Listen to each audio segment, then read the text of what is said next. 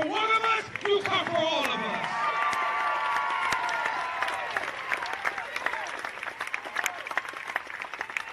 While we're sitting here talking about American history, and while we're sitting here talking about African studies, I will remind you that right now we have over 300,000 people in April who will be wiped from the Medicaid roll. This is a distraction. While we're sitting here having this discussion here, he's forgetting that there were black people in Miami Gardens right now who are displaced, and we have not heard one word from the governor's office. This is their distraction. But here's what I come to say, that we come with the numbers. We come with the people. And we come to serve notice here today that while you believe, well, this is where woke comes to die, we are wide awake and we will arise today, because if God is for us, who can be against us? We've seen this before, we've won before, and we'll win again. It was about 3 weeks ago, I called my elder brother, the Reverend Al Sharpton, and I said to him, Al, we've got to do something, because we can no longer allow this governor to go unimpeded, treating people like he was elected to be a pastor when he was elected to be a governor, trying to wrap his theology in the American flag.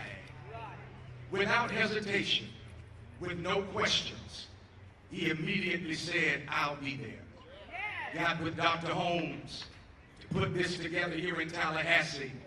And our drum major for justice is here with us today. Can you put your hands together for the president of the National Action Network, our drum major for justice, the Reverend Al Sharpton.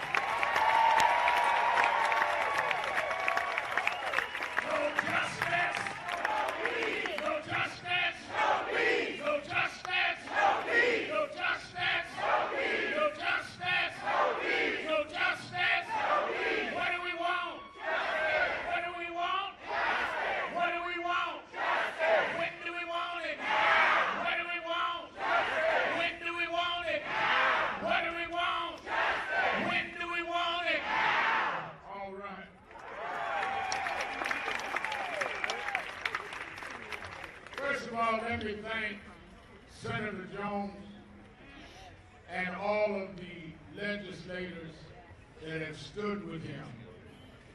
And let me thank Reverend R.B. Holmes,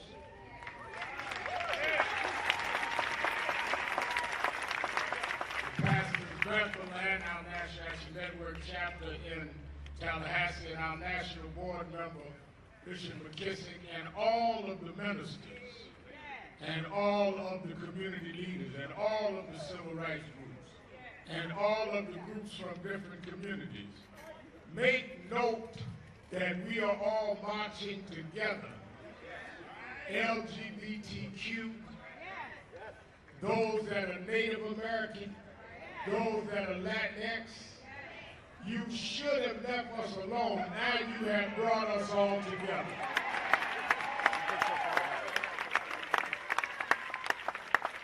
Let me, since they want to mess with history, let me give them a little history. Every time we've got to an inflection point in terms of racism and bigotry, it was always around education. In slavery, it was against the law for us to read and write. And if whites taught us how to read and write, they could be indicted, prosecuted, or maybe executed.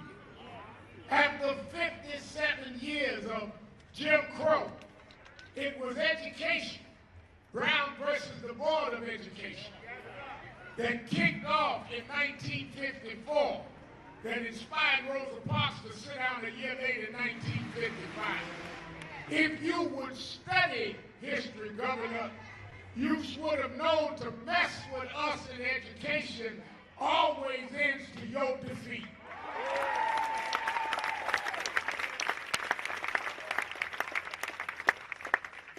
I read that he said something about some things making some folk uncomfortable.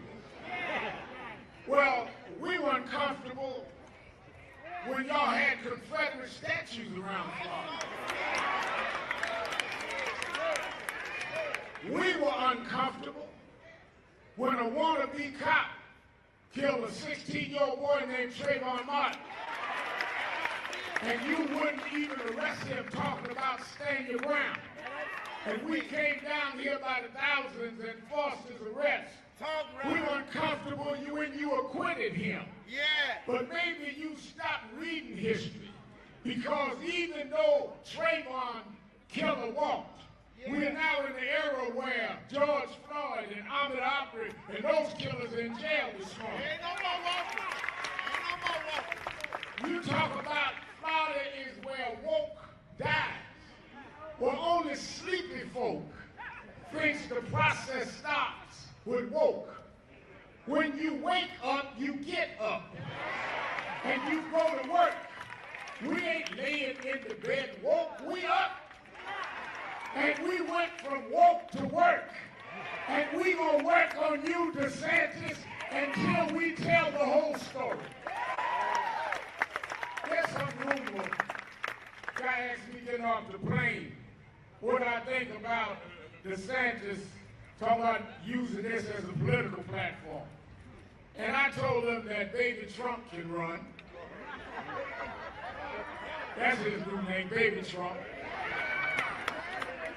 People got together, black, Latino, women, LGBTQ. We beat Big Trump, we'll beat baby Trump. And you can tell these are babies in the crib rattling around. After Disney one day, after blacks the next day, after, just like a baby. Give him a pacifier and let some grown folk run the state of Florida.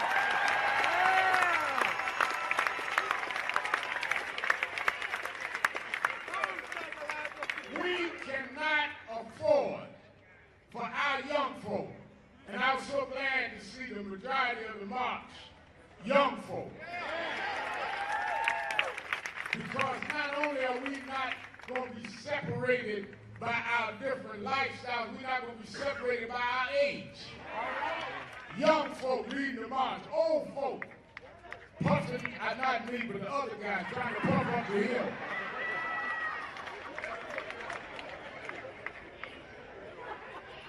Because this is not about fighting each other.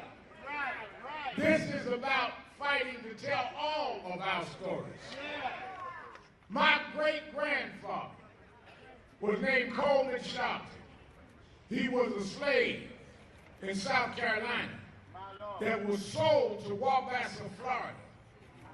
You're going to tell his story. Right here, we had to fight segregation. You're going to tell the whole story.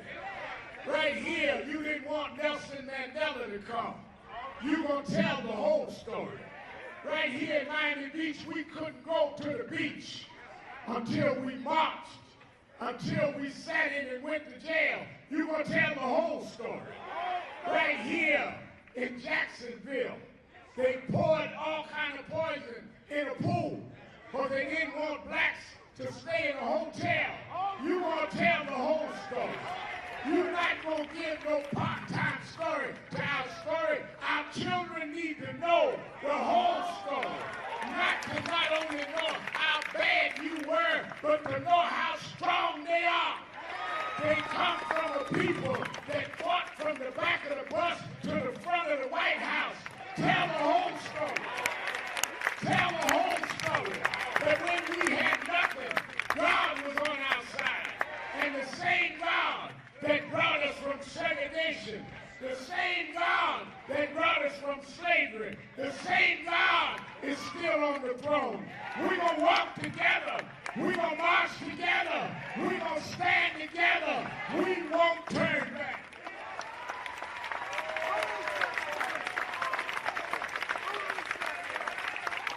Now let me say this, and I'll let you go. We must start today a voter registration drive all over this state of black, of women, of Latinos, of LGBTQ. We need to have a baby Trump voter registration drive.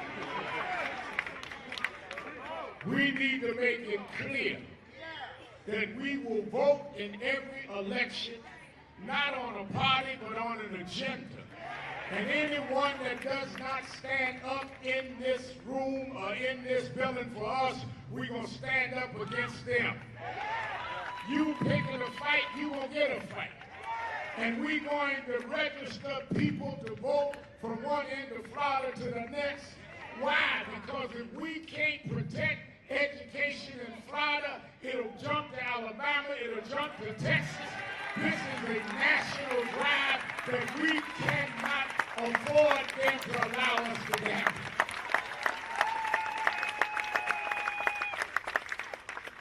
Now, lastly,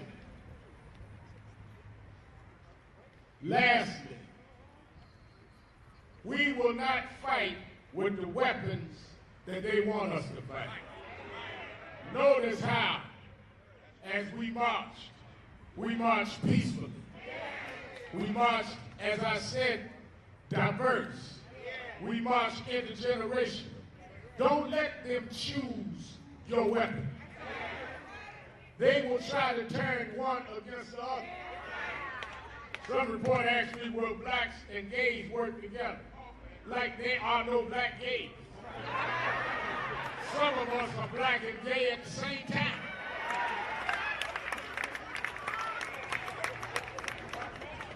And all of them ain't out of the church. So let's quit jiving each other. First gays I met was in the church. We know how to come together. And we must choose to fight our way. There was a time when they're in the Bible. A lot of y'all don't want to deal with the Bible. The Bible is a civil rights struggle. Second book of the Bible was about exodus of slaves. If you want to choose certain history, baby Trump, you might have to get the book of Exodus out of the Bible. You might have to get the book of Esther out of the Bible, who fought against genocide. You will have to get a whole lot out of the Bible.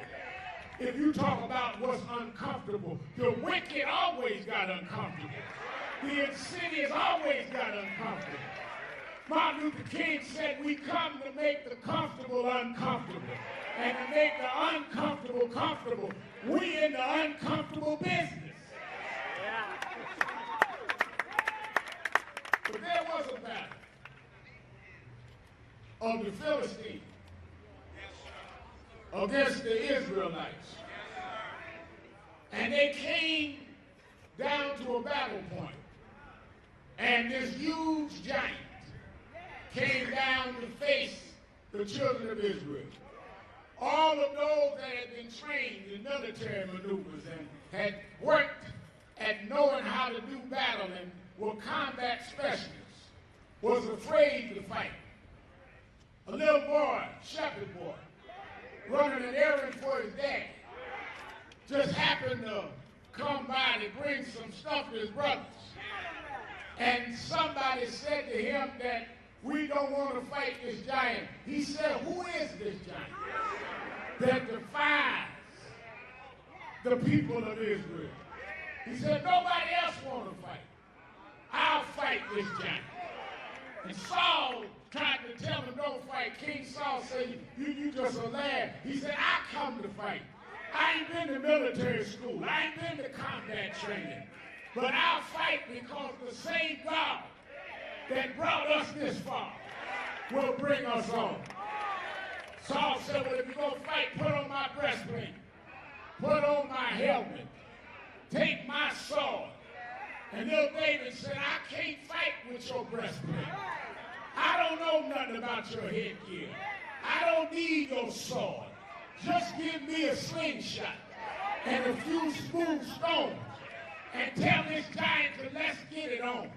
I come to Tallahassee to tell you I don't have a lot of funding, but I got a slingshot. I don't have a lot of connections, but I got a slingshot. I don't have a lot of folk back in the editorial room, but I got a slingshot. slingshot. I don't have what you used to, baby Trump, but I got a slingshot. And the God I serve will make a way out of no way. The God I serve will open up the history books and tell the whole story. The God I serve will make a way for his children. We'll stand together. We'll march together. We'll fight together. We got our slingshots. We got our slingshots. We got our slingshots.